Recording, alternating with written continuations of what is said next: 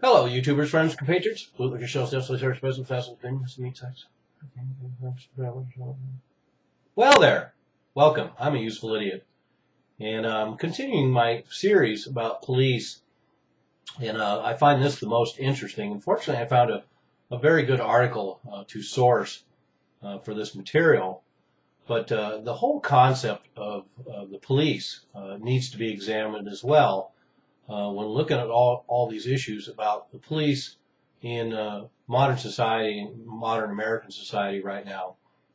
And of course, as I brought up in the other videos, this is very relevant now because we really have to examine where the police are at right now on a number of levels and look at some very core assumptions and take apart a lot of this police mythology. So this series isn't about necessarily attacking the police as much as having a discussion about the realities of the police, trying to look at it objectively and dissipate some of this mythology.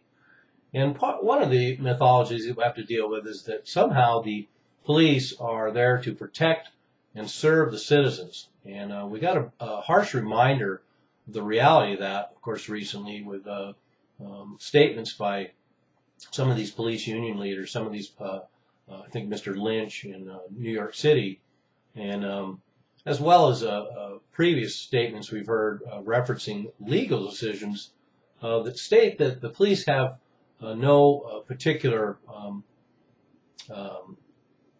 requirement to protect and serve citizens. So they need to protect and serve themselves, and that's essentially what the police do.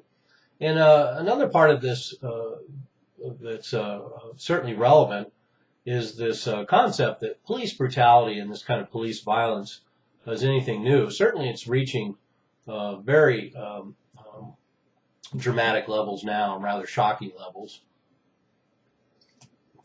But I think that if one goes back through history, we find that the police have always functioned the way they do now.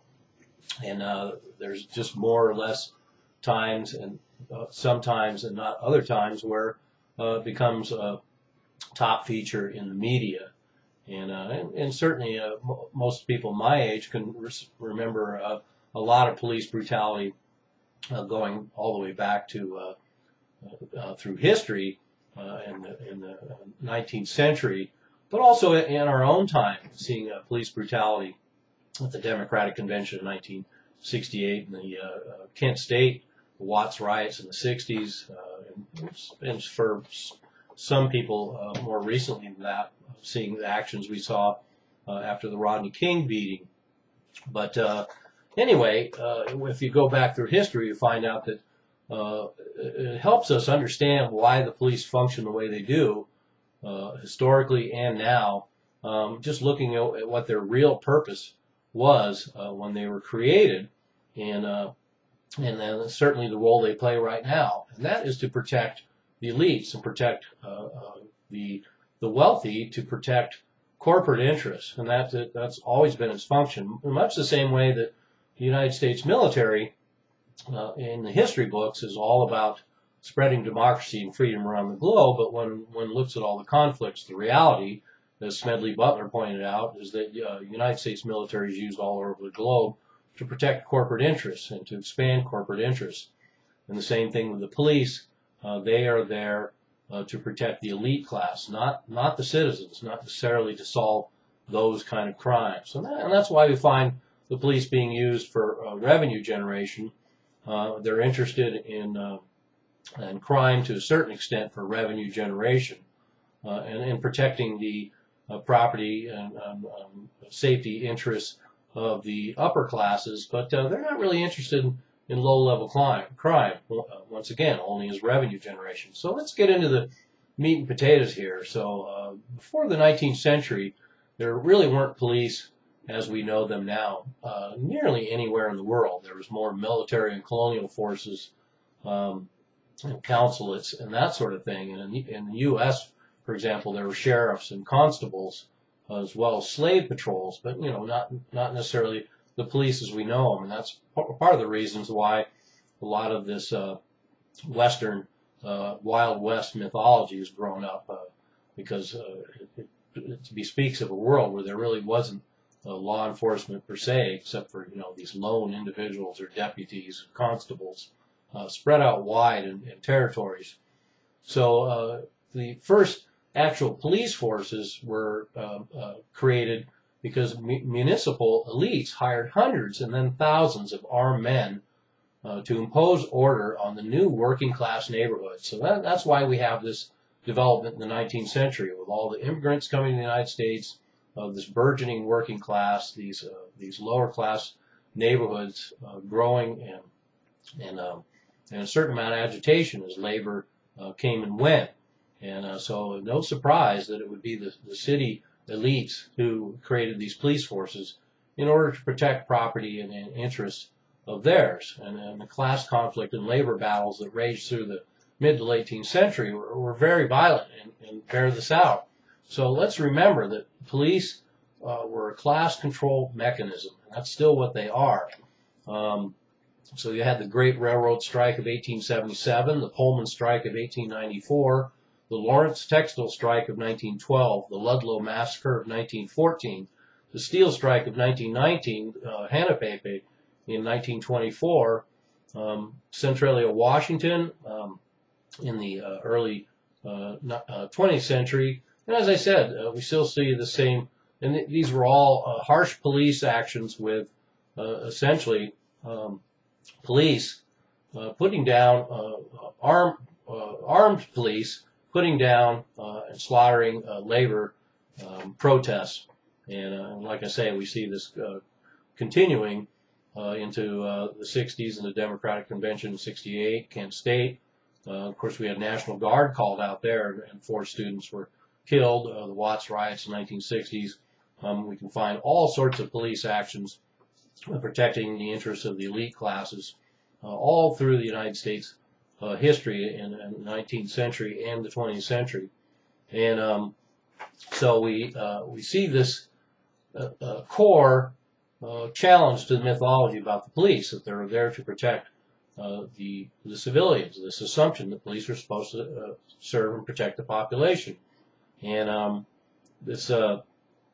the discussion of all these facets of police out of control, but not so much a discussion of the real function of police. And that's why we need to examine historically where the origin of the police came and why they were created. And another more recent example we've seen of this phenomenon is, of course, when Occupy New York, or Occupy Wall Street happened in New York several years back, where we saw the police hired to protect all the banks. J.P. Morgan, in fact, J.P. Morgan, as we found out later, donated millions, an unprecedented donation, an unprecedented amount of millions to the police union, and got personal service. And we see that corporate interests and moneyed interests and elite interests and banker interests and government interests are all served by the protection of the police, and a substantial amount of protection. A good example of that is motorcades. When the president travels around the U.S. and these massive motorcades, and the entire state's police apparatus is put at the service of a government visitor. So that's another example of this. But once you start with that basic premise that the police are not there to protect and serve the citizens, once you start with that premise, it's easy to start looking around and seeing plenty of examples of the fact that the police are a class control mechanism. That is their function, and revenue generation. So those are their 2 main functions right now: revenue generation, class control mechanism. And we also see this because of the transition from the old working class neighborhoods that had to be have the elites have to protect themselves from these burgeoning working class neighborhoods in the 19th century. We see that same phenomenon manifested today with urban neighborhoods becoming the same sort of threat, and the police using the same tactics. So let's keep that in mind historically as well when we see the way that the poor communities, whether they're white, Latino, or black, the way those communities are treated by the police. We have a long history in the United States of those similar demographics being treated the same way back through the 19th century. It's only just transformed to encompass the modern world that we're in now. So anyway, there's another part of my series about police, challenging this whole idea that we have police for protecting the citizens. And we also have to remember too that the police were organized from the very beginning to be removed from the democratic process. The elites, the municipalities, the movers and shakers in cities across the United States in the 19th century removed the police from the democratic process and they have their own hierarchies, their own governance, and their own rules of behavior. And one of the reasons why the uniforms were created.